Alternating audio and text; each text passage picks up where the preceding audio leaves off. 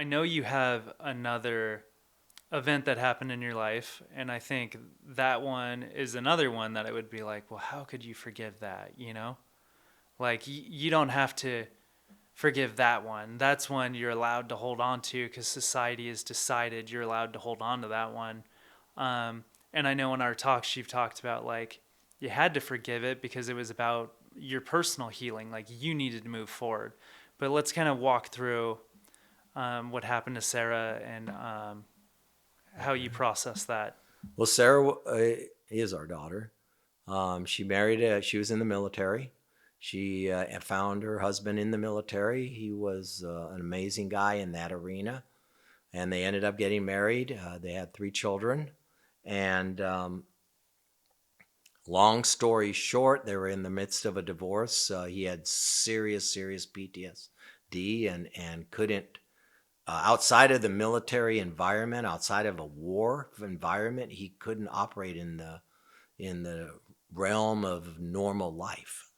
And his daughter couldn't take it anymore, and ultimately he murdered her, and then he committed suicide and left a 20-month-old, a 5-year-old, and an 8-year-old, which my wife and I, Sarah's mom and dad, I had to raise. And now we're raising them, and I've had to navigate through forgiveness of him. And so have the boys. And I mean, we've been through therapy and all that stuff. Right. I had to work through my issues with God on allowing that to take place. Um, very painful. But I knew forgiveness was necessary so I could move forward and be present. Because one of the things unforgiveness causes in us is it causes us to continually face that thing and look at that thing. And, I want to get by that. So it took me about a year and a half, and I basically did the same thing I did with that priest, was to get a piece of paper and write down, I forgive you, Ricky was his name, for murdering my daughter, for, and named all the things that did in me, all the things it caused in our lives, all the pain it caused her sister and her mom and her children and his children. And, you robbed her of her. I forgive you for robbing her of a future. I forgive you for robbing her of being able to see her children grow up. I forgive you for thinking that you could do this to another human being. The audacity, the Right. the unbelievableness that you could even begin to fathom that. I forgive you for the pain of the boys. I forgive you that in school they never can have a mom and dad night. I forgive you that they know they're different than other kids. I forgive you for that burden that you put upon them that they have to carry. I forgive you for killing yourself and not being man enough to just kill yourself and let her live. And, I forgive you for choosing the coward's way out. And you were such a brave dude. I forgive you. You had 2 bronze stars. One of them carrying a guy in the line of fire Wow. to safety. He was a badass in that arena. Right. And when it came to life, you took my daughter's life. Right. You, you know, Yeah. it's a heavy duty thing. And so, in all the other aspects of that, I forgive you for robbing me of retirement, robbing my wife and I of retirement.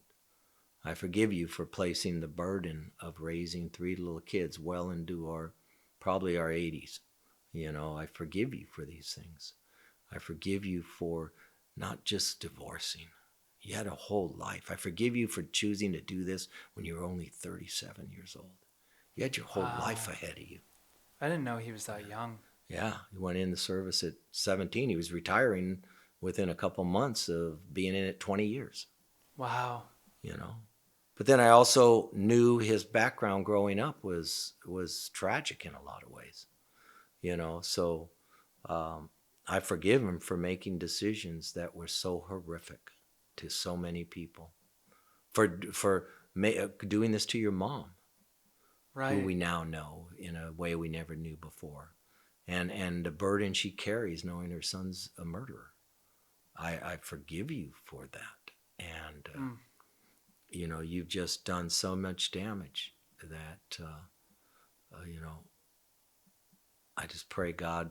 And then that's the other aspect of forgiveness. After you name it all, you go out and I forgive you for these things. And then I see now I get to own what I'm going to do with it.